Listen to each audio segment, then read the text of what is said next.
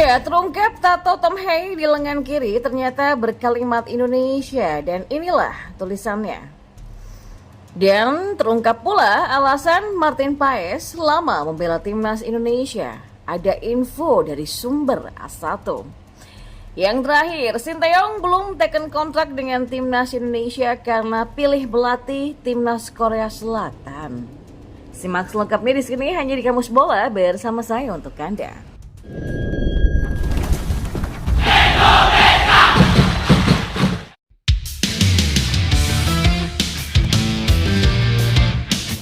Ya, Tom Haye menjadi salah satu pemain keturunan yang langsung mendapatkan tempat di hati pecinta timnas Indonesia. Performa gelandang berusia 29 tahun bersama timnas Garuda itu memunculkan decak kagum. Tom Haye juga turut mencetak satu gol indah ketika timnas Indonesia menang 2-0 atas Filipina, sekaligus membawa lolos ke babak ketiga kualifikasi Piala Dunia 2026. Selain performa ciamik di lapangan, baru-baru ini warganet menyoroti tulisan di tato lengan kiri pemain yang mendapatkan julukan profesor tersebut. Dalam unggahan akun Instagram @idxstreetime pada Minggu 23 Juni kemarin, akun itu mengunggah tato lengan Tom Haye. Sepintas terlihat tato di lengan atas yang bertuliskan kalimat berbahasa Indonesia. Karena untuk kenyataan, tulis akun itu yang sepintas melihat tulisan di tato Tom Haye. Sontak saja potret sedikit dari tato mantan gelandang SC Heerenveen ini membuat warganet menebak-nebak di kolom komentar. Nikmati hidup karena terlalu indah untuk menjadi kenyataan, tulis salah satu akun netizen. Atau netizen lain yang mengatakan, full quote, nikmatilah hidup karena terlalu indah untuk menjadi kenyataan. Atau jam manusia selalu terburu-buru, jam Tuhan selalu tepat waktu, kata para netizen. Ya, akhirnya terungkap juga alasan kenapa proses naturalisasi kiper top Martin Paes kini sangat sulit untuk diselesaikan. Martin sebenarnya sudah melakukan sumpah WNI di Jakarta pada Selasa 30 April lalu. Akan tetapi sampai sekarang ini Martin Paes masih belum diizinkan untuk membela timnas Indonesia yang diarsiteki oleh Coach Sinteyong. Ya, pihak PSSI sendiri juga sudah mengakui bahwa sangat sulit melobi FIFA ataupun CAS untuk mempercepat proses naturalisasi Martin Paes. Jadi perlu diketahui Martin Paes tidak memiliki darah asli Indonesia karena tidak ada keluarga yang asli dari tanah air dan tidak pernah tinggal di Indonesia selama 5 tahun. Tapi Martin Paes tetap bisa dinaturalisasi karena ternyata neneknya adalah pendatang Eropa asli yang lahir dan dulu pernah tinggal di Indonesia. PSSI mengajukan kasus Martin Paes ke Pengadilan Arbitrase Olahraga atau CAS. Dasarnya atau modalnya karena sang pemain sudah berstatus WNI.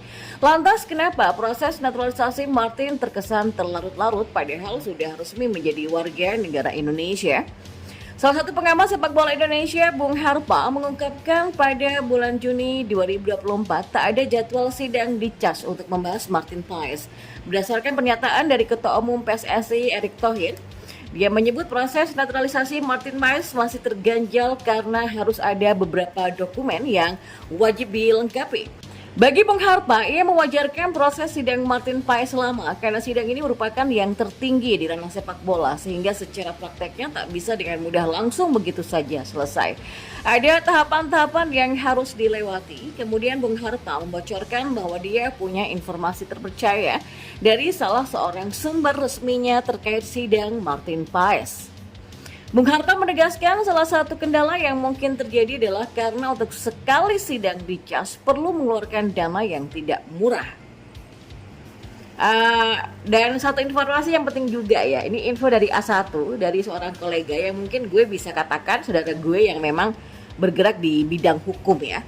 Dia mengatakan biaya untuk bertarung di sidang CAS itu ternyata nggak murah, kata Bung Harpa. Ya walaupun mungkin buat PSSI Erick Thohir itu nggak mahal ya, yaitu sampai 1-2 juta dolar lah atau 16 sampai 32 miliar. Nah ini mahal, jadi ini juga mungkin yang menambah wawasan kita loh. Ya PSSI sendiri berjuang keras dalam menaturalisasi Martin Paes, terutama mengeluarkan uang yang tidak sedikit demi memuluskan langkah sang kiper untuk membela timnas Indonesia.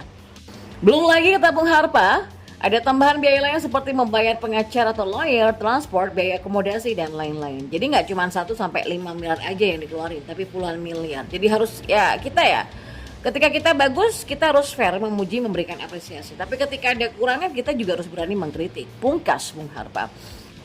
Tapi kalau soal Martin Paes memang belum ada tabir yang terkuak secara clear. Tapi paling enggak kita sudah tahu ada di mana proses ini. Ya, sebagaimana diketahui bahwa Martin Paes masih diharapkan untuk bisa memperkuat timnas Indonesia di putaran ketiga untuk kualifikasi Piala Dunia 2026 zona Asia. Skuad Sinteyong membutuhkan kiper yang sudah sangat berpengalaman berhadapan dengan pemain-pemain luar negeri jika ingin lolos ke Piala Dunia 2026 mendatang. Lalu jadi bagaimana nih kabar perkembangan proses sidang Martin Paes di Pengadilan Arbitrase Olahraga atau CAS? Apakah ada pembaruan?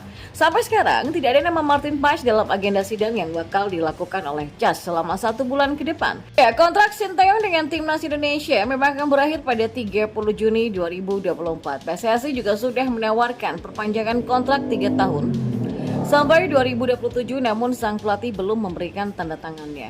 Di tengah situasi ini, rumor ketertarikan Federasi Sepak Bola Korea Selatan atau KFA untuk merekrut Sinteyong kembali mencuat. Sinteyong sudah menunjukkan performa gemilang selama menangani timnas Indonesia. Ia berhasil membuat timnas Garuda lolos ke Piala Asia 2023 setelah 17 tahun absen dan meraih medali perunggu SEA Games 2021. Prestasi ini menjadikannya kandidat kuat untuk perpanjangan kontrak. Namun ketertarikan KFA terhadap Sinteyong tidak dapat diabaikan. Timnas Korea Selatan saat ini belum punya pelatih permanen setelah pisah jalan dengan Jurgen Klinsmann pada Piala Asia kemarin. Sinteyong dengan pengalamannya melatih timnas Korea Selatan di Piala Dunia 2018 menjadi sosok yang diincar oleh KFA. Dilema pun dihadapi oleh Sinteyong. Di satu sisi ia sudah menunjukkan komitmennya untuk membangun timnas Indonesia. Di sisi lain, pelatih Korea Selatan di Piala Dunia 2026 tentu menjadi kesempatan yang menggoda.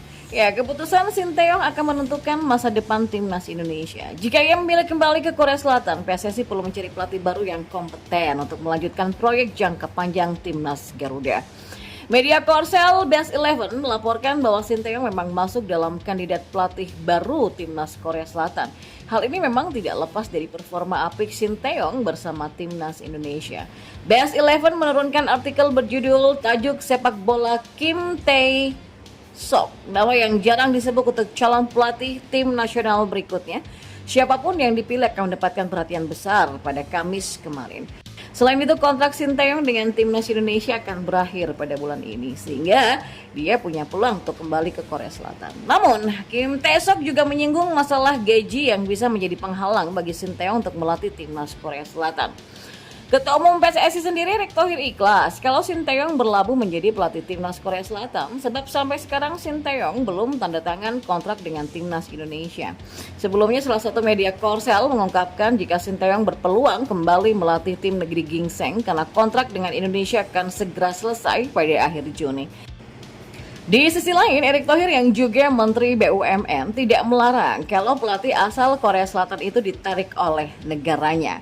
Meski begitu, Erick menegaskan pembangunan sepak bola nasional tidak tergantung kepada individu. Namun berdasarkan kiprah semua tim, mulai dari pemain yang berkualitas, pelatih, ofisial, pemerintah, dan PSSI selaku induk organisasi sampai supporter.